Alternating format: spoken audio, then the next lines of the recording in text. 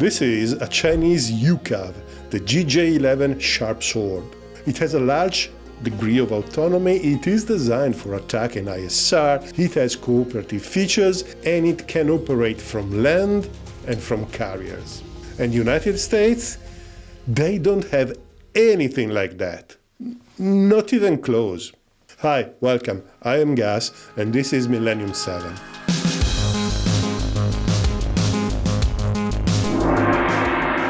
Before starting, 2 points. 1. I will try not to use the term AI in this video because it is so abused that has lost any specific meaning. 2. This video is sponsored by you. Yes, you who sold your own through the YouTube advertising, you who became a Patreon, or even you who joined the channel by becoming a member, or in general anyone who has supported the channel by any of the other means available. You are absolute stars, I will never thank you enough. And if you are considering supporting the channel, all the links are in the description.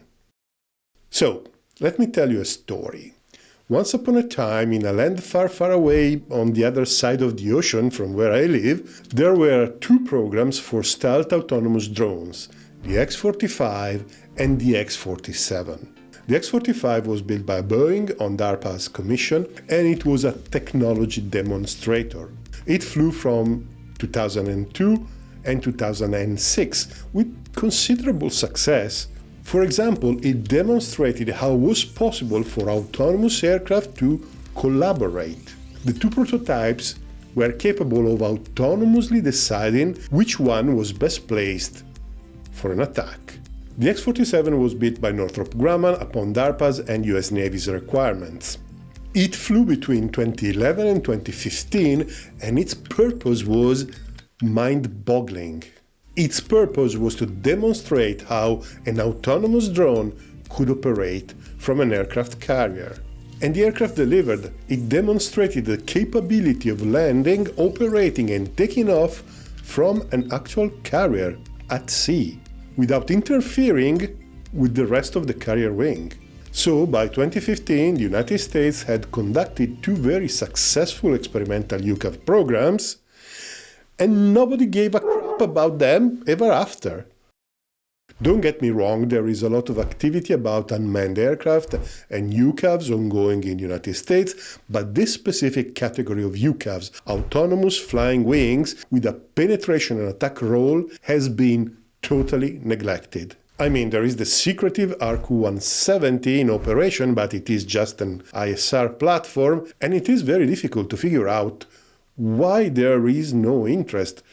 This kind of UCAS would fit extremely well in the American doctrine. The Warzone, the online magazine, had the possibility to pose this exact question to General David Olvin, the Air Force Chief of Staff, and frankly, I didn't understand the answer.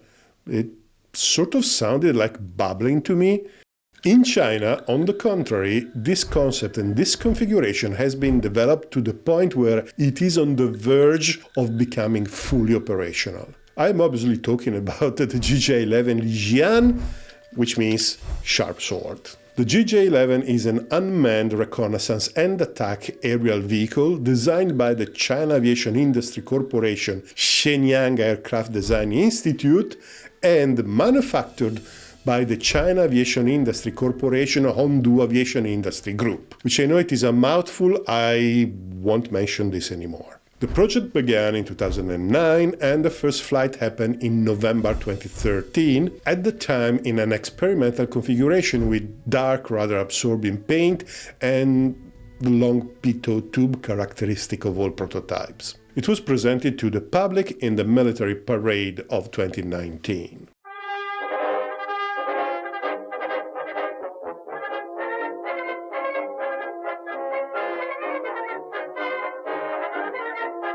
The aircraft is powered by a derated and non-afterburning variant of the WS-13 engine, the same as the JF-17. The engine has a bypass ratio of 0.57 to 1 and a thrust of about 51 kN. The prototypes had an exposed non-stealthy nozzle that has later been replaced by a two-dimensional lozenge-shaped nozzle, clearly for stealth reasons. The aircraft configuration is pretty standard for a stealth flying wing. There is a blended fuselage with swept-back wings with a relatively moderate sweep angle. This is clearly subsonic configuration. The most recent pictures show a pretty clean design, but from the prototype we know that there is a large dorsal dielectric fairing, probably containing communication systems. The unit shown at the parade in 2019 was likely a mock-up, and we couldn't see any sensor housing, but they're surely there, otherwise the aircraft would be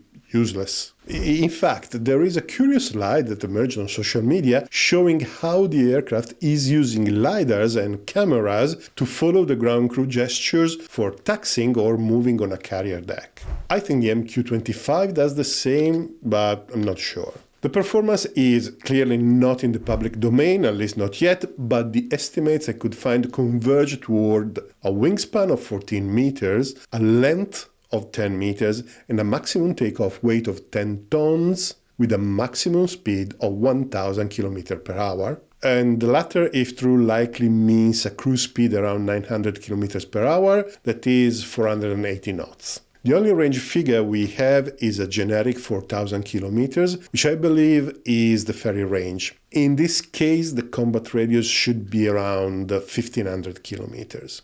This is a ballpark estimate based on the fact that this kind of drones should not maneuver much in their missions and do not carry external payloads. In fact, the only payload seen on the GJ-11 is contained in two ventral weapon bays. Each one was shown with 4 small diameter bombs of the FT series. These are satellite-guided bombs, and the presence of 8 of them hints to a payload of around 1,000 kilos, even if various estimates place the max payload at 2,000 kilos.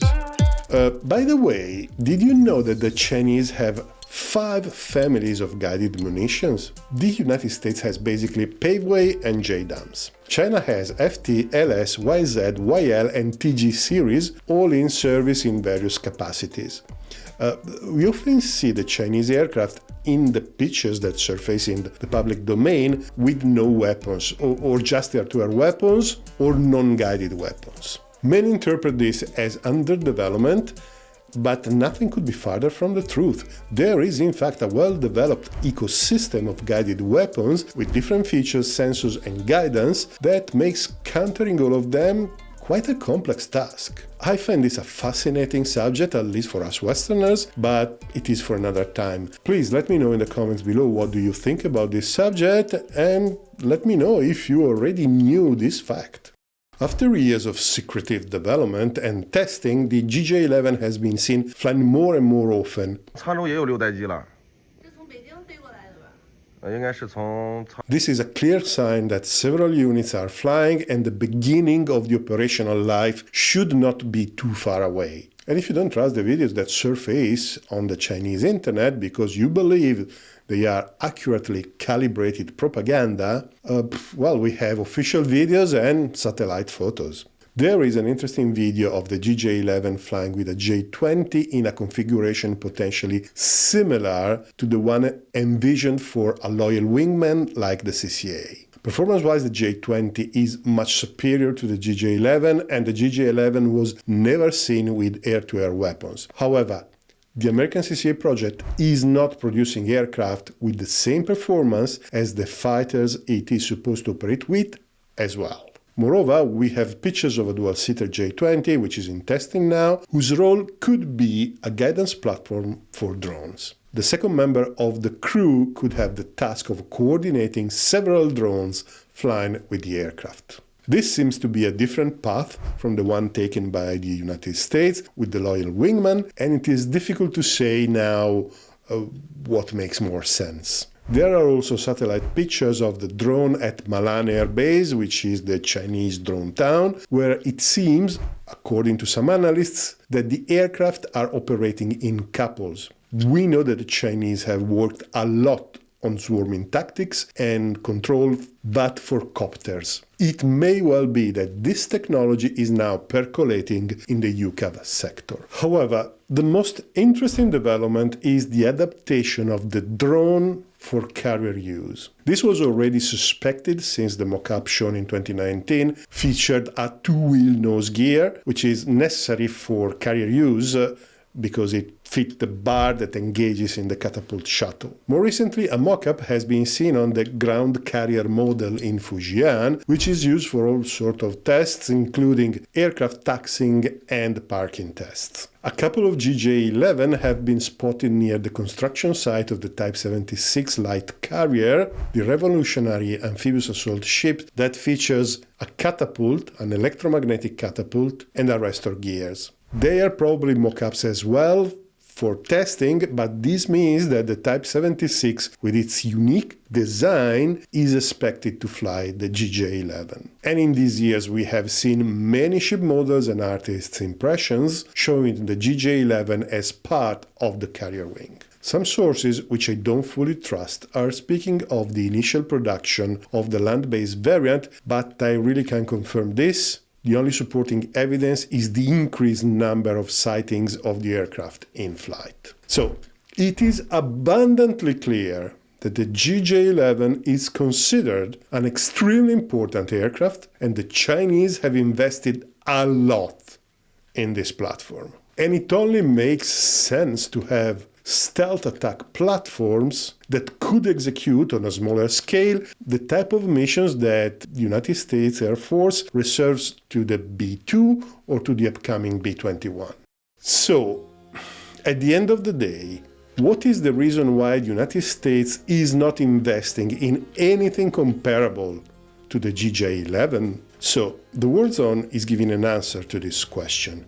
The Warzone is an excellent online magazine. I reference their articles all the time, but the explanation that they have given in this case is childish. They say that since there may be moral concerns about a totally autonomous system, the United States is focusing on keeping the humans in the loop. The US adversaries may not have the same concern, and the US may be losing an opportunity, but this is what the United States does. I'm sorry, this is the usual American attitude, we are the good guys, yada yada yada yada. More seriously, I believe that there are two situations in play here. The first is that the United States most likely hasn't developed the same software technology as the Chinese did. Those who are familiar with the Chinese industrial base know what I'm talking about. In the last few years, they focused on lightweight, vertical, industry-specific intelligence systems rather than on the large frontier models that are supposed to be the ultimate answer to anything. In this specific case, I suspect that the United States is trailing several years behind. Not that the disadvantage couldn't be recovered, but there is no sign so far, at least in my opinion. Moreover, consider how long it is taking to perfect the MQ-25 or how cautious is the CCI developments with this concept of increments initially made of very small numbers. Considering when projects like Skyborg started, the software should be in a more advanced condition, should be almost ready. We should have news of otherworldly synthetic tests that blew a dozen of Chinese air forces out of the sky. But we don't. The other situation is more political. An organization dominated by pilots won't make pilots obsolete. And just to stay on the safe side, let's not even research systems that could potentially make the pilots obsolete. I have seen this many times, even in the corporate world, where the interest of a stakeholder who holds some power take precedence on the interests of the organization as a whole. This attitude is quite far from the Chinese culture, and the very heavy dose of pragmatism that they use in everything they do has probably set aside any concern, if there were any. So at the end of the day, this is a very human behavior, and humans obviously always take precedence. And with this consideration, we end our video. Thank you very much for watching, and see you next time.